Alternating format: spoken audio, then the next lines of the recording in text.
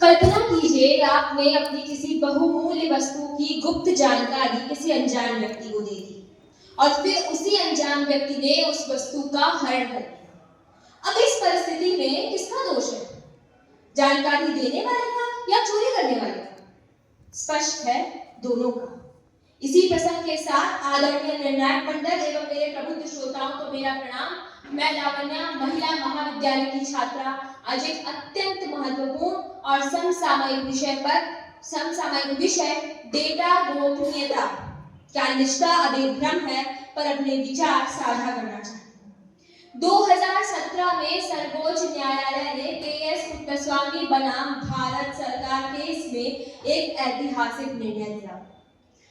निजता के अधिकार को अनुच्छेद 21 जीवन और व्यक्तिगत स्वतंत्रता के अधिकार का हिस्सा बनाया गया, अर्थात सरकार, कंपनी या कोई अन्य व्यक्ति हमारी अनुमति के बिना हमारी निजता में हस्तक्षेप नहीं कर सकता।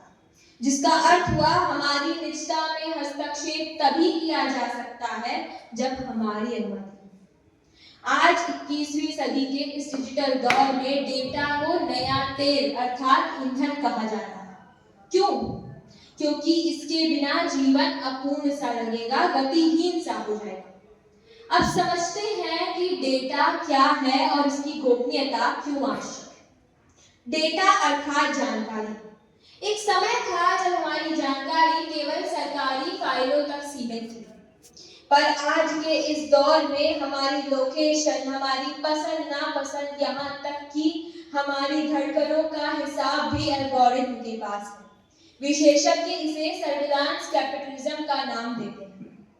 आज एक ऐसा दौर है जहाँ सीसीटीवी, नेट बैंकिंग ऐसी सुविधाओं ने जीवन को आसान तो किया है, पर हमारी निजता पर एक बड़ा प्रश्न चिन्ह लगा दिया है।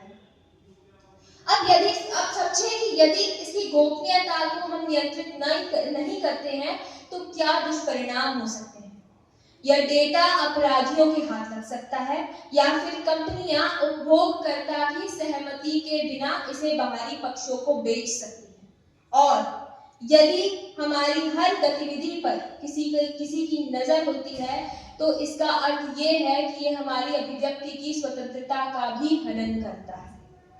2023 में पारित DPDP act digital personal data protection अधिनियम के तहत कोई भी कंपनी उपभोक्ता की जानकारी के बिना न तो डेटा का संग्रह कर सकती है और न ही उसका प्रयोग कर सकती है।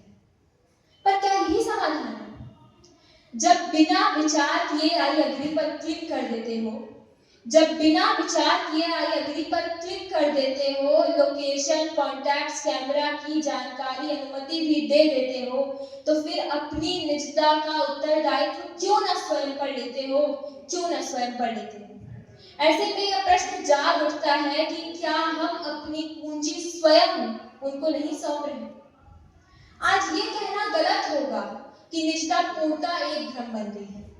तकनीक ने हमें 2 फैक्टर ऑथेंटिकेशन, सुरक्षित ब्राउजिंग और ऐसी कई अन्य सुविधाएं दी हैं जिनका यदि हम सही उपयोग करें, उचित पासवर्ड रखें, अपनी सुरक्षा की जिम्मेदारी स्वयं लें, तो हम अपनी निजता का रक्षण स्वयं कर सकते हैं। हमें यह सोचना होगा, हमें यह समझना होगा कि विज्ञान आज वरदान है तो अभिशाप भी हो सकता है। आज के इस डिजिटल दौर में सुविधा और सुरक्षा का संतुलन ही हमारी निजता की रक्षा कर सकता है। अनेक धन्यवाद।